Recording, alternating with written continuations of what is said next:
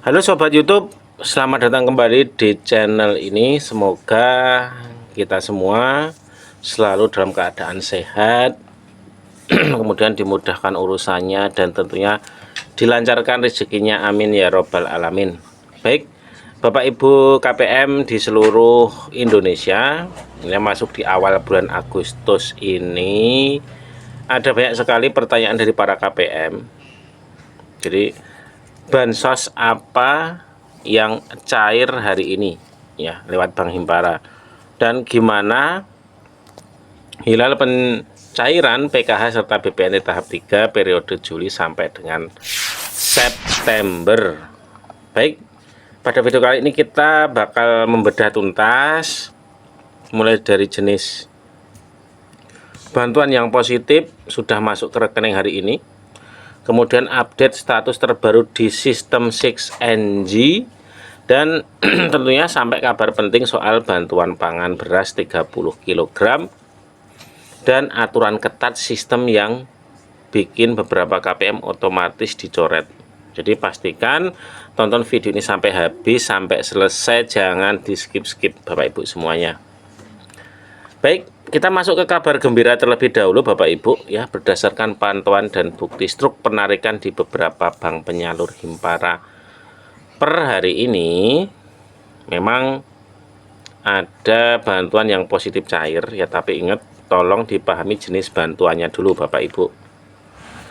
Pertama ada program Indonesia Pintar atau PIP. Nah, untuk jenjang sekolah dasar ya. Bantuan PIP ini terpantau masuk untuk anak SD itu sebesar 450.000, kemudian SMP 750.000, kemudian SMA SMK ya itu sebesar Rp1.800.000 Bapak Ibu. Jadi bagi Bapak Ibu yang anaknya itu sudah masuk SK nominasi atau aktivasi rekening, silahkan cek secara berkala Bapak Ibu ya. Kemudian yang kedua ya, untuk bantuan PKH dan BPNT jika ada mendapati saldo masuk hari ini, itu adalah penyaluran susulan tahap kedua Bapak Ibu. Jadi ini menyasar KPM validasi baru atau KPM yang kemarin kartunya itu baru terdistribusi. Jadi ini bukan pencairan tahap ketiga Bapak Ibu ya, tolong dipahami, melainkan sisa susulan di tahap kedua yang kemarin Bapak Ibu. Kemudian bagaimana dengan perkembangan PKH dan BPNT tahap 3 untuk periode Juli September ya, itu gimana gitu ya. Berdasarkan pengecekan di sistem 6NG sampai dengan detik ini Bapak Ibu ya, statusnya itu sudah berada di tahap SPM atau surat perintah membayar. Jadi artinya dari pihak Kementerian Sosial itu sudah menerbitkan perintah bayar ke bank penyalur Bapak Ibu. Jadi proses ini tinggal menyisakan satu langkah kunci lagi, yaitu perubahan status dari SPM ya menjadi SI atau Standing Instruction. Nah, jika status di 6NG nanti sudah berubah jadi SI ya, artinya bank itu nanti tinggal mentransferkan dana secara serentak ke rekening KKS masing-masing Bapak Ibu. Jadi pesan penting ya, jadi pegang kartu KKS Bapak Ibu sendiri itu ya, jangan dititipkan ke orang lain atau ke ketua kelompok, apalagi ke tetangga, jangan ya. Kenapa? Karena mulai bulan Agustus ini pendamping sosial itu akan turun ke lapangan Bapak Ibu untuk melakukan monitoring dan evaluasi, atau istilahnya monef lah seperti itu.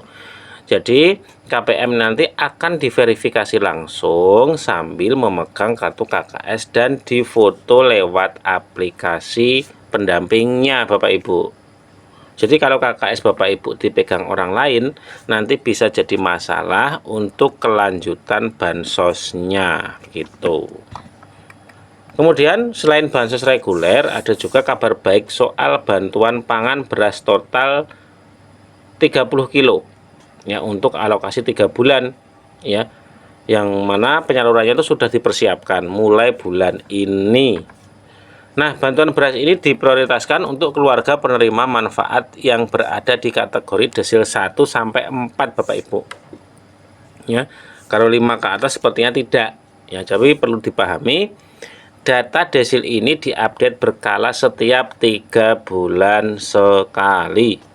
Jadi jika kondisi ekonomi Bapak Ibu dinilai sudah membaik ya, atau ada penambahan aset ya, misalkan sudah punya tanah atau kendaraan yang tercatat di sistem ya, nanti peringkat desilnya bisa naik dan berpotensi graduasi atau tergeser dari daftar penerima Bapak Ibu, gitu ya, karena punya aset tadi. Kemudian satu lagi yang sangat penting ya dan krusial ya, jadi saat ini seluruh data pemerintah sudah saling terintegrasi secara digital. Jadi ada fenomena di mana KPM itu yang sebenarnya secara ekonomi masih tergolong tidak mampu ya, antara desil 1 sampai 4 tadi, tapi bantuannya tiba-tiba diputus atau exclude. Nah, itu kenapa kira-kira ya? Nah, salah satunya yaitu penyebab utamanya adalah terindikasi transaksi judol atau judi online Bapak Ibu. Jadi ingat, meskipun bukan Bapak Ibu ya yang main, misalkan orang lain ya, tapi jika ada anggota keluarganya dalam satu kakak itu ya, yang NIK atau rekeningnya itu terdeteksi transaksi judol ya, nanti sistem pusat akan secara otomatis mencoret seluruh bantuan untuk kakaknya Bapak Ibu ya. Jadi tolong jaga anggota keluarga kita masing-masing ya, karena bansos ini adalah amanah untuk pemenuhan kebutuhan pokok keluarga ya.